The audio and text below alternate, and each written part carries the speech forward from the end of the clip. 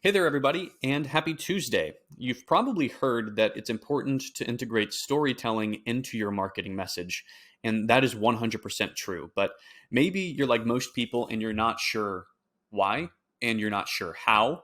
And there's a careful distinction to be made between just random storytelling that has nothing to do with your audience and relevant storytelling that builds a connection and strengthens a relationship. Now, I'd like to help you with that. And to do that, instead of breaking down somebody else's writing, I took an email that I wrote and I'm going to show you how I use story to build a connection with the reader.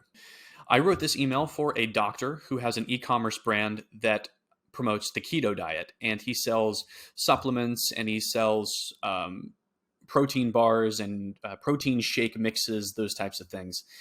This is his origin story. And you'll notice that in this email, I don't mention a product once. I don't mention buy now. I don't mention anything like that. I don't mention the business at all until the very end, but we'll see that. This email is based purely on building a relationship. And if you think that's a waste, you need to reconsider what the purpose of marketing is. Because the purpose of your marketing is to build a connection so that eventually it can result in a sale. Okay. Subject line, deeply and irrevocably personal. I chose this, first of all, because it's a proven and timeless headline. It was used by, I believe it was Mel Martin, copywriter at Boardroom, and they printed it on the outside of the envelope, and it ran for at least 5 years, I think longer than that. But it was astonishing how well this letter performed, and part of that was attributed to the text that was printed on the outside, deeply and irrevocably personal. And the subject line of your email is the equivalent of what's printed on the outside of your envelope if you're doing direct mail. So that's what's going on there. It's also relevant to the story matter. So don't just steal a headline or a great hook that has nothing to do with the content. This actually does happen to match.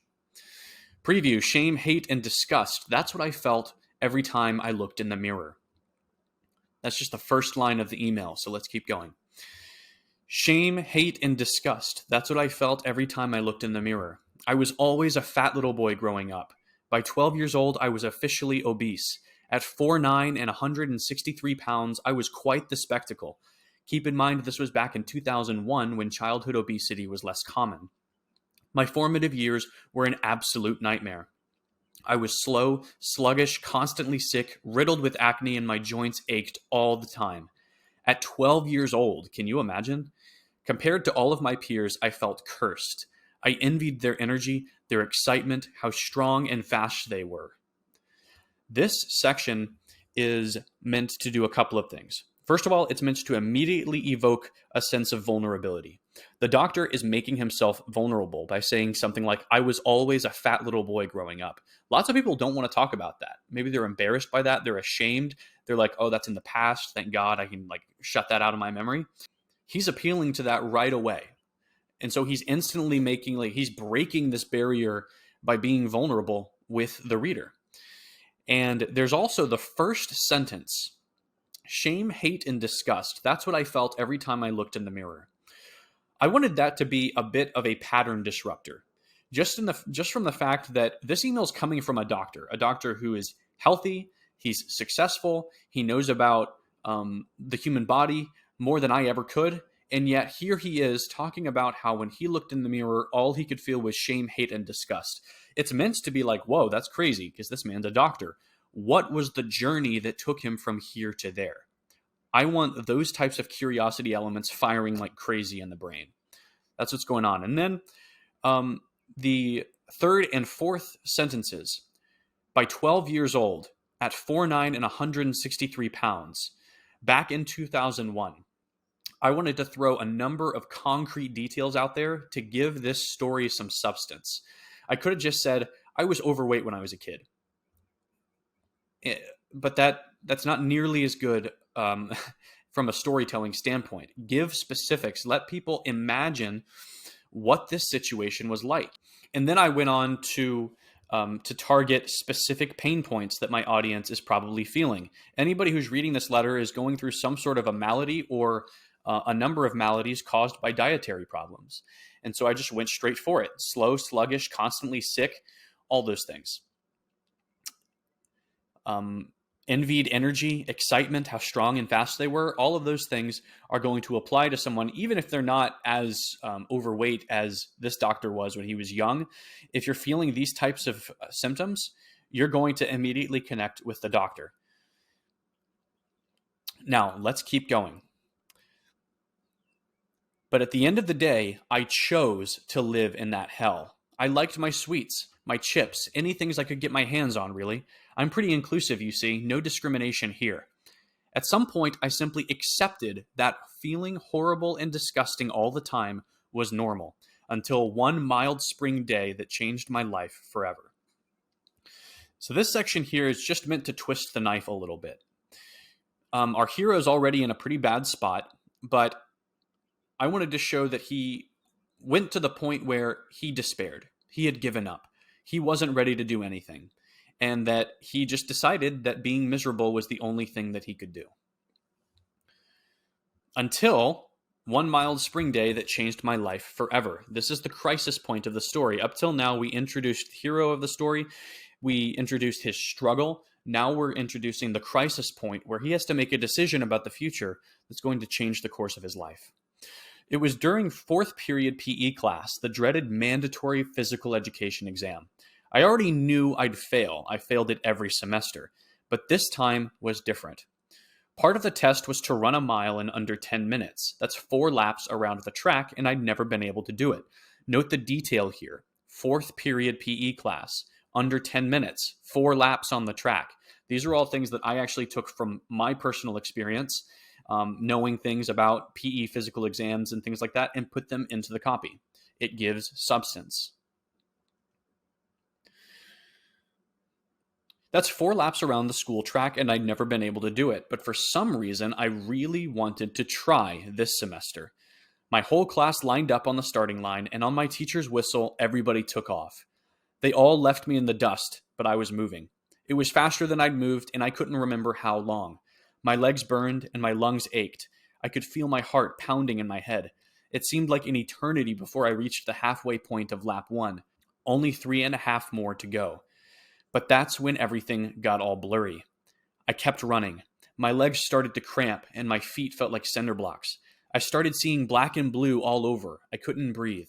My heart was beating out of my chest. I felt cold. ...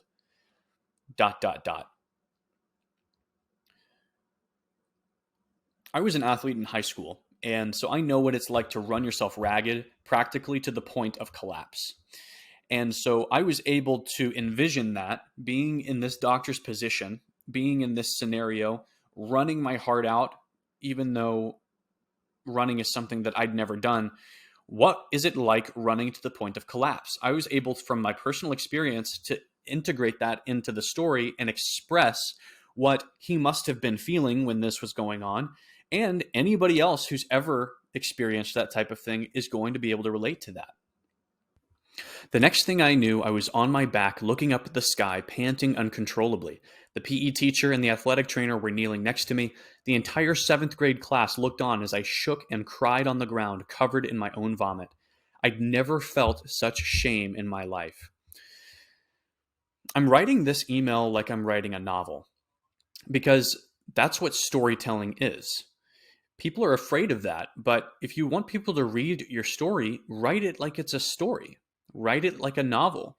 People will read 1,800-page novels if it keeps them interested. This is a long email, but if you write it like a novel, people who are interested are going to keep going. They're going to keep reading this, and they're going to love every second of it. I'd never felt such shame in my life, and it was at that moment that I decided I wasn't going to live like this anymore. Through the shaking and sobs, I swore to myself that I'd get in shape or die trying. From that moment onward, I was obsessed with transforming my health, and as I progressed on my own journey to heal my body, I discovered my life's purpose. My greatest fulfillment in life is to help others heal and be healthy. That's the crisis point. We have our hero, we have our struggle, which has been made abundantly clear, lots of painful details, and then we have the crisis point that forces him to make a change in his life.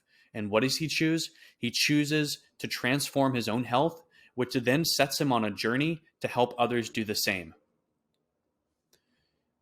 We've now drawn the connection between this doctor's personal struggle, personal crisis, personal vulnerability, and how he's used it to harness his purpose in life and help others to become better versions of themselves.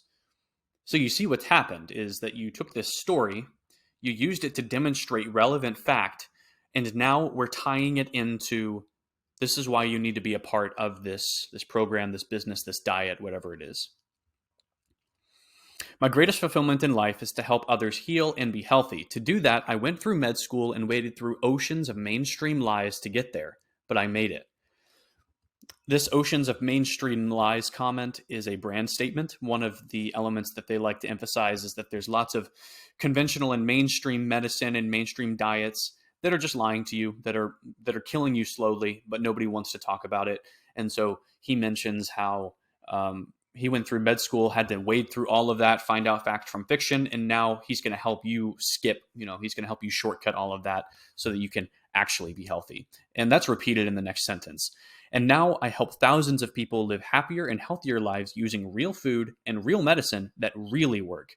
That is opposed to fake medicine and fake diets that don't actually work. And this aspect here, this will probably be another email in the welcome sequence, just branching off of these two aspects here.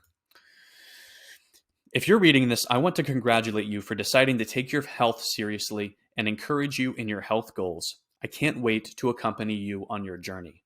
Sincerely, Dr. First Name. Then comes the PS. What's the biggest health issue you're struggling with right now? Hit reply and let me know so I can send you some specific info. Seriously, I don't mind at all. And also, then it just reminds them of the coupon code that they got in email number 1 of the welcome sequence. A couple of major takeaways. If you are wanting to write a story-based email for your list, try doing an origin story that draws a relevant connection from where you came from or where your company came from, tie it to something that matters to them, and express it in a way that makes you, quote unquote, on their team, like you understand them and you're in the trenches with them. Every brand can say, I know how you feel. We know what it's like. We understand your struggle. Those are just words. And many times they're empty words because literally anybody can say them. But if you can demonstrate with a story that you actually are on the same page, that takes the relationship to a whole new level. And you'll notice in this email, I didn't mention one product. I didn't mention one service. I didn't call them to action, buy now, flash sale. I didn't mention any of that stuff. This whole email was just about vulnerable, gritty, down-to-earth storytelling, a doctor opening up about his struggles and about the shame that he felt. This is relationship building, and relationships are what inspire sales far more than just pummeling people with pictures of products and product descriptions. I wrote this for an e-commerce brand, and e-commerce brands are notoriously bad about not using story. So if an e-commerce brand can have a story behind it, your brand can have a story behind it too, and you can share that story to build connections with your audience. I hope this has been helpful. Please let me know if so. If not, if you'd like, if you've got questions, I'm happy to answer them. And if you want to give some constructive criticism, I'm happy to get that too. I love to learn. So just let me know what you think. Have a great day. Take care.